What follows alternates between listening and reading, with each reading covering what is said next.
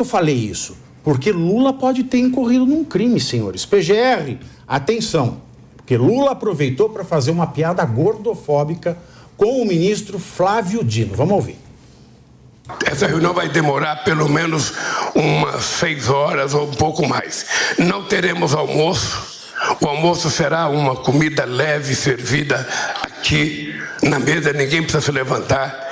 Enquanto um fala, os outros comem, e assim a gente vai revezando, sabe, a nossa degustação na hora do almoço. O Flávio Dino também, mas nós vamos trazer pouca comida para ele. Quer começar, Pepe? O lugar te fala. Eu adoro meu amigo. Gente, eu adoro. Pepe é um dos meus melhores amigos. Agora eu fiquei realmente ofendido, cara. Piada só é piada quando todo mundo ri. Eu não ri, não. Que absurdo, que absurdo. Que absurdo. Não, mas é aí. Agora você impressões gerais, meu querido amigo. Não, primeiro ponto. Um governante e um líder sempre quer buscar novas ideias. Então, quando o Lula polda os seus ministros, né, querendo não saber de novas ideias, é um absurdo. Não, tem que ter mais ideias, tem que criar ideias inovadoras, ideias boas, que fazem o Brasil sair do marasmo. Só com boas ideias e evitando as ideias ultrapassadas, que a gente vai para frente. Tipo então, carro popular. Isso aí não dá. Não dá para o Lula 3 ser igual ao Lula 1, Lula 2. Não dá. Tem que ter ideias novas, né? E outro ponto que eu queria colocar é o seguinte, né? Que eu acho um absurdo, né? Mas é engraçado, Pavinato, que não tem ideias novas no Brasil. Todos os lados que você olha, é tudo igual. O Bolsonaro, se você for ver bem, é igual ao Lula. Qual que é a diferença? O Lula traz o identitarismo. O Bolsonaro traz a guerra cultural, que são dois lados da mesma moeda, né? Ou seja, tudo que você pega para analisar do Lula e do Bolsonaro, da direita e da esquerda atual, é infértil. É infértil e é problemático. Eu quero realmente discutir projeto do país, eu quero realmente discutir projeto de desenvolvimento do Brasil, pensar na criação de uma indústria nacional forte, pensar, professor, na ideia de reaviver a indústria militar que nunca teve no Brasil de forma decente, né? E a indústria militar é a indústria que gera e fomenta as outras indústrias. Eu quero pensar numa educação de qualidade, saindo desse lugar comum de criar novas universidades públicas, não é? Investir só na universidade pública. Eu quero um ensino de qualidade que faça as pessoas, as crianças, pensarem, né? E que independa do lugar que ela nasce. Cavaleiros e cabras pastando solene no meu jardim. O inimigo é ele está fazendo discurso de quem vai se candidatar aí. A gente tem eu quero bem criança de arco-íris. Você quer um arco-íris também com unicórnios? Casa no campo. Você falou do Exército, eu já vou colocar aqui, porque eu vou passar para o professor Marcelo, já que você mencionou o Exército, né? Além dessa reunião, uma notícia de hoje é que o portal chinês Sohu.com publicou uma notícia debochando do Exército Brasileiro, tá? Já vou adiantar aqui, porque a gente já... Mas posso fazer um comentário sobre a reunião do Lula? Muito rápido. Pode, então vamos lá, depois... Porque a questão é o seguinte... Ele falou do Exército, da indústria bélica, eu queria anexar, mas vamos lá, então. Não, muito rápido, tá? Pra mim, todo mundo que está na política, que está acostumado a observar a interação de certos players políticos, entender o que tem por trás da maneira como eles falam, dos seus gestos, da onde eles querem ir, da onde eles vieram e por aí vai, vão concordar comigo que dá para perceber nessa fala do Lula o quão de saco cheio ele tá.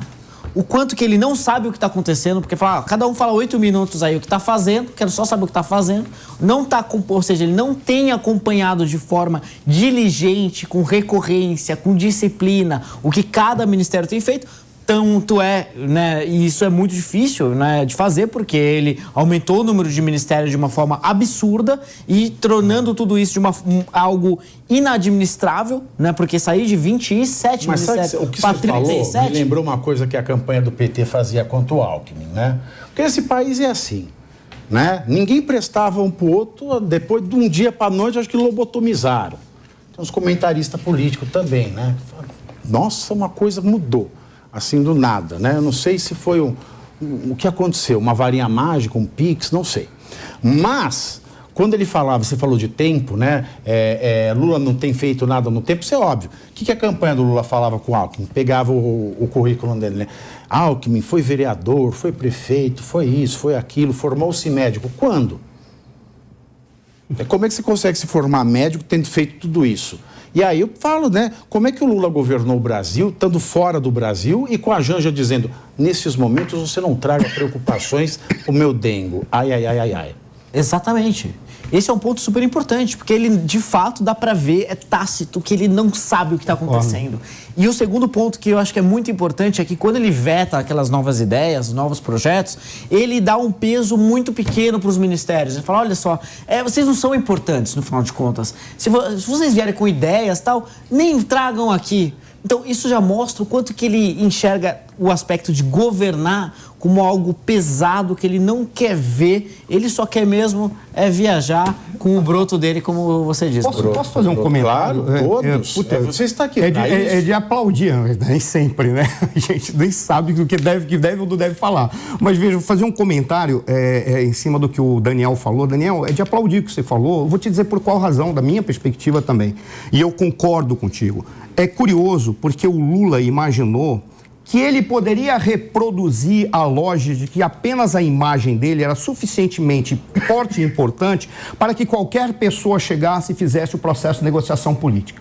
Isso é tão claro que quando ele colocou Alexandre Padilha, colocou o da Casa Civil, desculpa, deu branco, é o Rui Costa na Casa Civil, e coloca o Celso Amorim para ser o conselheiro dele de Relações Exteriores, ele colocou 3 indivíduos incompetentes para fazer aquilo que ele imaginava que só chegar lá e é o Lula que está mandando, o pessoal ia parar e aceitar. Não, porque lá agora na Câmara você tem um cara que quer ser grande, é um cara que quer ser presidente da República, quer mandar no Brasil, a gente não sabe o que é. A gente tem no Senado uma certa confusão. E esses 3 mostraram uma incompetência muito grande. Aí o que o Lula faz? Confusão. O Senado é uma pasmaceira. Mas é confuso. Você não tem noção como o negócio é confuso. Foi pro paraíso sem morrer ali. Mas ali é confuso.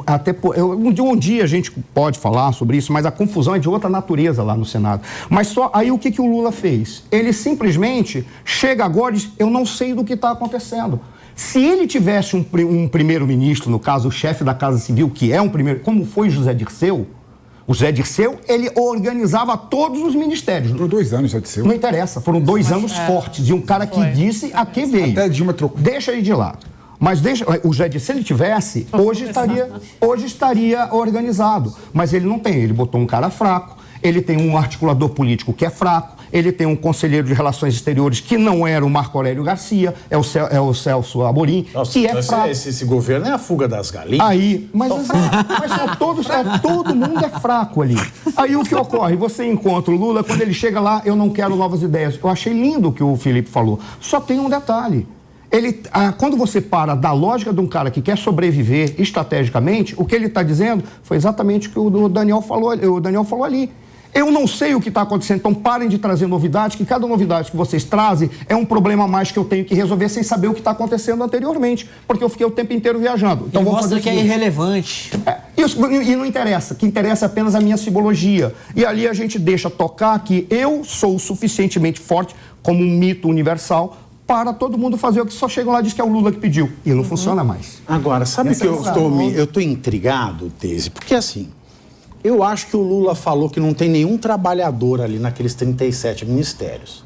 Primeiro, eu queria muito saber o que a Daniela do Vaguinho propôs, quais as dificuldades dela.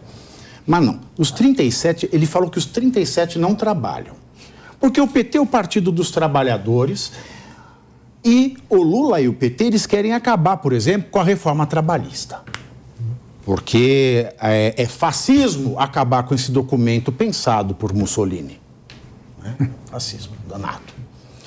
E a legislação trabalhista, ela fala do descanso intrajornada, ou seja, no meio da tua jornada de trabalho, você tem que fazer uma pausa para repouso e alimentação de no mínimo 1 hora.